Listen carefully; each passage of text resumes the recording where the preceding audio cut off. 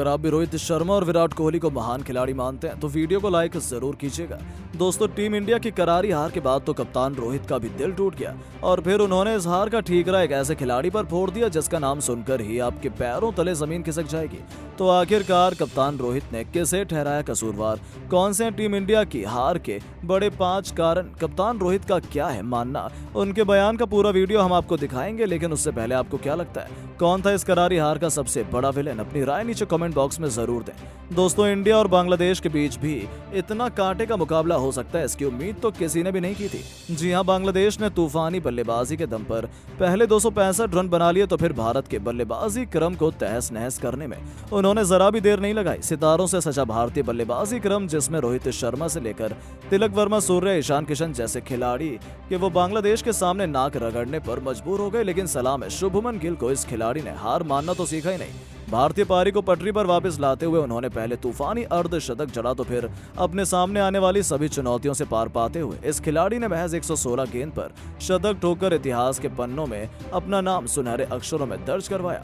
हालांकि उसके ठीक बाद वो उठे, आउट हो गए और 8 चौके और 5 छक्कों से सजी 121 रनों की पारी, आतिशी पारी से उन्होंने लगभग हमें जीत की दहलीज पर पहुंचा दिया था। लेकिन फिर भी बांग्लादेश हम पर हावी थी, हमारे जबड़े से जीत बहुत दूर जा रही थी और अंत में नतीजा वही हुआ कि टीम इंडिया ये इस मैच को जीत नहीं पाई और हमें आखिर में करारी हार का सामना करना पड़ा। इसके बाद पूरे हिंदुस्तान का दिल टूट गया था। तो वहीं कप्तान रोहित शर्मा भी पूरी तरह से निराश थे। लेकिन अब अपने गुस्से को पीते हुए कप्तान रोहित ने इस हार के 1 नहीं 2 नहीं बल्कि 5 ऐसे कारण बताए हैं जिन्हें सुनकर तो भारतीय खेमे की टेंशन कई गुना बढ़ चुकी है। जी हां दोस्तों, सबसे पहले तो उन्होंने शुभमन गिल को इसका जिम्मेदार माना है। उन्होंने कहा है कि गिल ने कमाल की बल्लेबाजी की है, इसमें कोई भी शक नहीं है। वो लाजवाब था, जिस पिच पर कोई भी नहीं खेल पाया उसने अंत तक टिककर योद्धा की तरह परिश्रम किया। लेकिन यदि वो ये मैच खत्म करके आता तो उसकी ये पारी कई गुना बेहतर हो जाती। गिल का आउट होना हमारे लिए बहुत बड़ा झटका था और वहीं से मुकाबला पलटना शुरू हुआ। तो वहीं दोस्तों, अक्षर पटेल और शार्दुल ठाकुर को भी उन्होंने जमकर खरी खोटी सुनाई है। जी हां, उन्होंने कहा है कि हमने गलत समय पर विकेट गंवाए, हमने अपनी गेंदबाजी क्रम में इसी कारण ऑलराउंडर्स को शामिल किया था ताकि बल्लेबाजी में गहराई हो जाए और ऐसी परिस्थितियों में हम मुकाबले को अपने पक्ष में कर सके। लेकिन हमारा वो प्लान पूरी तरह से असफल साबित हुआ। ये दोनों खिलाड़ी जिन पर हमें भरोसा था वो हमें जीत दिलाने में नाकामयाब हुए। हमें उनके बारे में कोई नई रणनीति बनानी पड़ेगी। तो केवल यही नहीं दोस्तों, तीसरे कारण के रूप में उन्होंने गेंदबाजों को भी जिम्मेदार ठहराया। जी हां, उन्होंने कहा है कि हमने बांग्लादेश के 59 रन पर 4 बल्लेबाज ढेर कर दिए थे, लेकिन उसके बाद उन्होंने कमाल की वापसी की है। उनके लोअर और मिडिल ऑर्डर के जमकर रन बरसाए और हमारी खूब पिटाई की। यदि हम उन्हें 200 के भीतर ऑल आउट कर देते तो वो वहीं पर मैच जीत जाते, लेकिन हमारे गेंदबाज वो करने में विफल रहे। तो दोस्तों, केवल इतना ही नहीं, उन्होंने अपने टॉप ऑर्डर के बल्लेबाजों को भी खूब लताड़ लगाई है। उन्होंने कहा है कि मुझे खुद जिम्मेदारी उठानी चाहिए थी, मैं 0 पर आउट हो गया, लेकिन मेरे बाद भी कई ऐसे खिलाड़ी थे जो 40 ओवर में ही मैच खत्म कर सकते थे, लेकिन हमारे अधिकांश सभी बल्लेबाजों ने हमें निराश किया है। कहीं ना कहीं बैटिंग ही हमारी इस हार की सबसे बड़ी वजह थी। तो वहीं दोस्तों, विराट कोहली की भी कमी उन्हें खूब खली है। जी हां, उनका मानना है कि आज सभी को पता चला होगा कि विराट कोहली की टीम में क्या भूमिका है। यदि वो मिडिल ऑर्डर में मौजूद होते हैं तो वो इस तरीके से पारी को बिखेरने नहीं देते और लोअर ऑर्डर में यदि हार्दिक पांड्या होते तो भी हम मुकाबला जीत सकते थे। हमारे 2 बड़े खिलाड़ियों का ना होना कभी ना कभी कहीं ना कहीं हमें बहुत खला है। दोस्तों, एशिया कप 2023 में आज वो रात आ ही गई जो सबको डरा रही थी, भारत की हार। आपको बता दें कि अब तक हमारी विनिंग स्ट्रीक जारी थी। इससे पहले हमने नेपाल को हराया, पाकिस्तान को भी रौंद कर रख दिया, श्रीलंका को भी हराया, लेकिन आज के मैच में कुछ ऐसा हो गया जो किसी ने अपने सपने में भी नहीं सोचा होगा।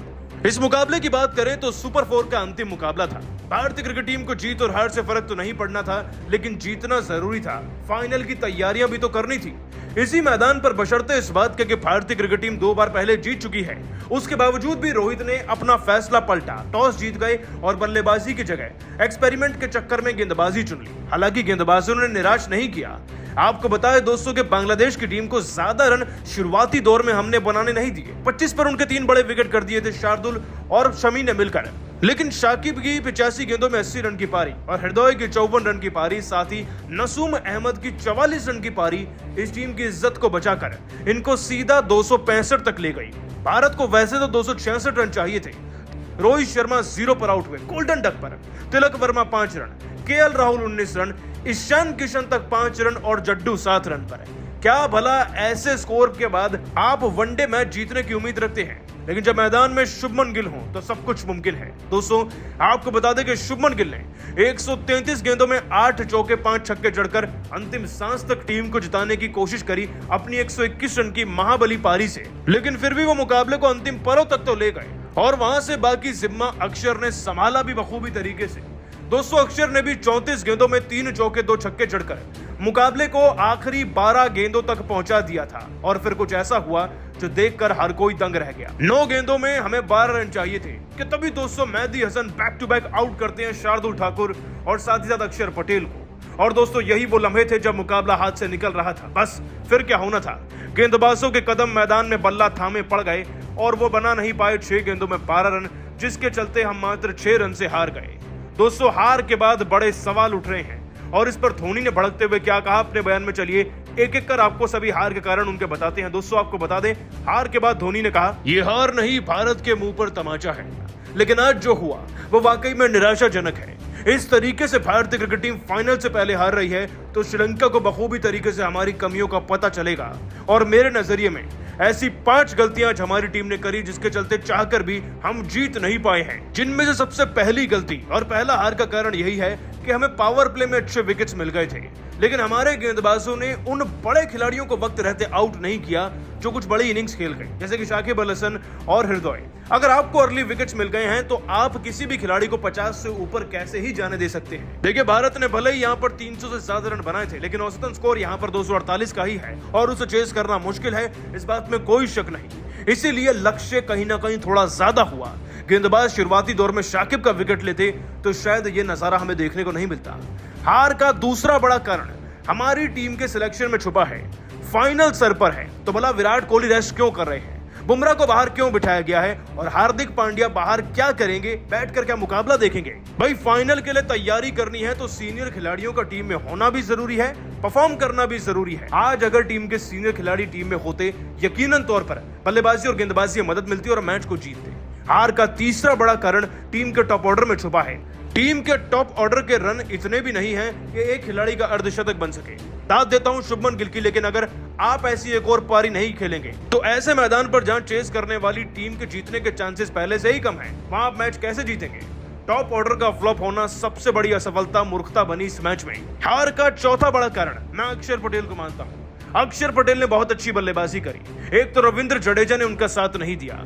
अगर आज अक्षर पटेल टिककर बल्लेबाजी करते तो किसी में दम नहीं था कि भारत के मुंह से इस मैच को निकाल कर ले जाए, लेकिन अक्षर का विकेट गंवाना एक किस्म से मेरे नजरिए से विकेट फेंकना था जो हम पर ही भारी पड़ गया। और हार का पांचवा व सबसे बड़ा कारण बना है टीम का एकजुट होकर लाइटली लेना बांग्लादेश को। हम फाइनल में हैं, अच्छी बात है, बांग्लादेश हमारा कुछ नहीं बिगाड़ सकता, वो भी अच्छी बात है, लेकिन हम जीत जाएंगे ये ओवर कॉन्फिडेंस बड़े अच्छों को ले डूबा है।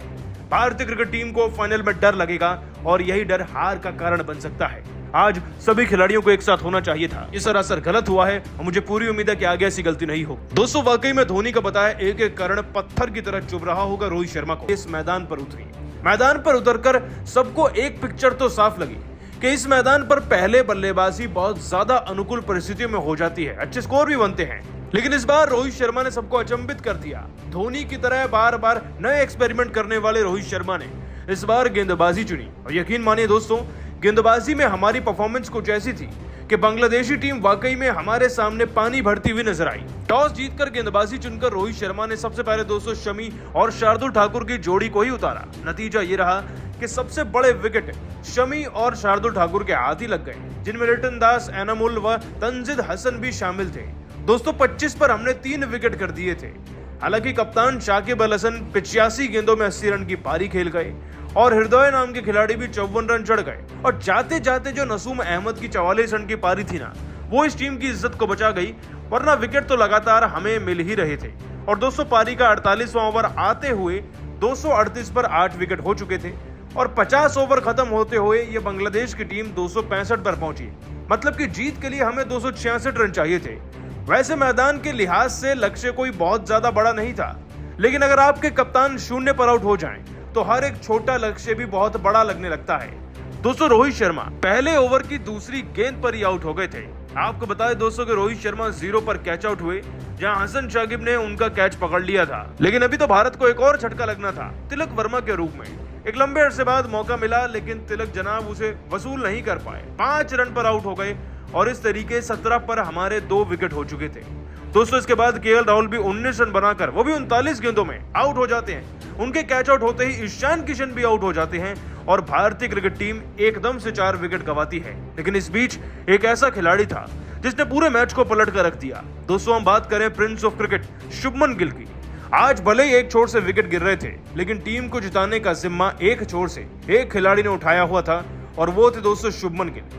विराट कोहली को अपना इंस्पिरेशन मानने वाले शुभमन गिल ने आज बिल्कुल उन्हीं की तरह डिट्टो बल्लेबाजी करी। जहां एक तरफ बैक टू बैक विकेट्स गिर रहे थे, तो वहीं दूसरी तरफ शुभमन गिल के बल्ले से चौके व छक्के निकल रहे थे। 200 विकेट्स के बारे में तो हमने आपको बता दिया, लेकिन मुस्तफिजुर को दूसरे ओवर में बैक टू बैक गिल ने 2 चौके चढ़े थे।